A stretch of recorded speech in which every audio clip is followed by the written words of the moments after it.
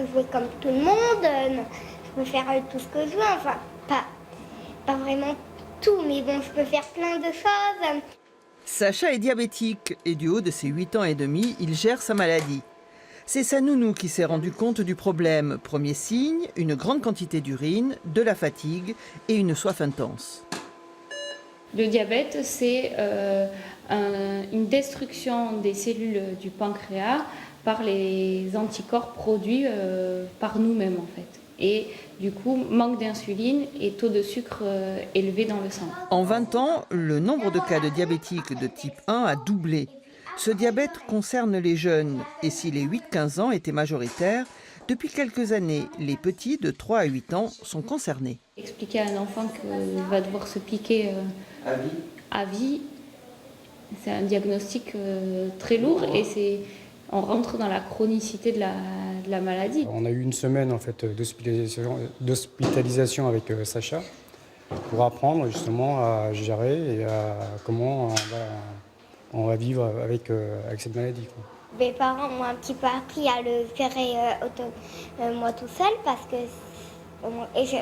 quand tu es un peu grand, ils ne seront pas toujours là. On l'a intéressé depuis le début aux différentes manipulations qu'on faisait avec lui. On essaie de le rendre le plus possible autonome. Diagnostiqué à l'âge de 2 ans et demi, Sacha est suffisamment autonome et raisonnable pour être équipé 24 heures sur 24 d'une pompe à insuline. Donc ça c'est le cathéter d'insertion pour la pompe qui est juste ici. Et ça c'est le capteur de glycémie en continu. J'ai une trousse quand je vais faire du sport avec des petits bonbons à l'intérieur au cas où que je fasse une hypo. Si je fais une hypo, ma pompe va sonner, il va vibrer. Et puis avec ça, on va savoir si je dois en prendre une, si je dois en prendre deux. Pour qu'enfants et adolescents diabétiques puissent profiter au mieux de leur vie, la recherche travaille à miniaturiser les appareils et à éviter les 6 piqûres journalières.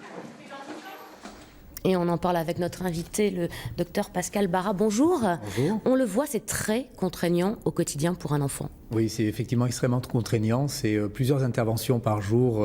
Le diabète ne se fait pas oublier quand on est diabétique enfant. Oui, il se rappelle toutes les 2 heures. Exactement, puisque l'enfant doit faire jusqu'à 5 injections par jour d'insuline et doit surveiller sa glycémie, c'est-à-dire son taux de sucre dans le sang, à peu près autant de fois, c'est-à-dire 5 fois par jour, et ça tous les jours. Alors, quels sont les symptômes qui peuvent alerter les parents ? Alors, c'est très important de connaître les symptômes. Les symptômes sont le fait de se mettre à beaucoup boire et à beaucoup faire pipi, avec une grande fatigue. Et ces symptômes doivent être connus du grand public.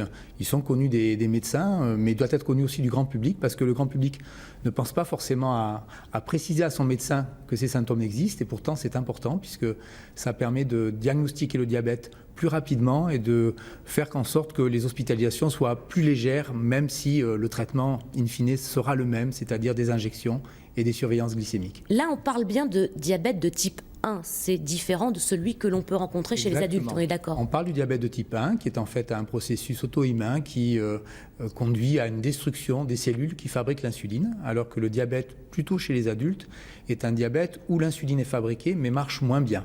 Je vous posais cette question parce que l'on pourrait se demander s'il y a des prédispositions héréditaires. Alors il y a une part d'hérédité dans l'apparition du diabète. On sait que dans une fratrie, il y a un petit peu plus de risque d'être diabétique quand son propre frère ou sa propre sœur est diabétique, mais ce risque est quand même faible. Et en fait, c'est surtout des facteurs de l'environnement qu'on n'a pas encore réussi à bien repérer qui sont responsables de cette augmentation d'incidence du diabète chez l'enfant. Cela peut paraître banal de le dire, mais le diagnostic est réellement important parce que vous le voyez, vous, au quotidien dans votre service, parfois, il est trop tard. Il est trop tard dans le sens où il complique l'hospitalisation, il fait des hospitalisations plus prolongées et dans des contextes plus dramatiques, alors que ce que l'on souhaite, c'est voir les enfants assez tôt, avoir la possibilité d'éduquer les parents dans une situation la plus sereine possible.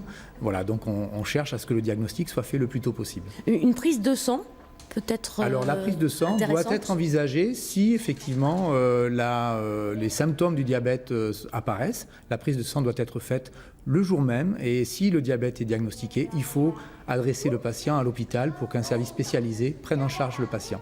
Merci, docteur Bara, pour ces explications donc, sur le diabète chez l'enfant.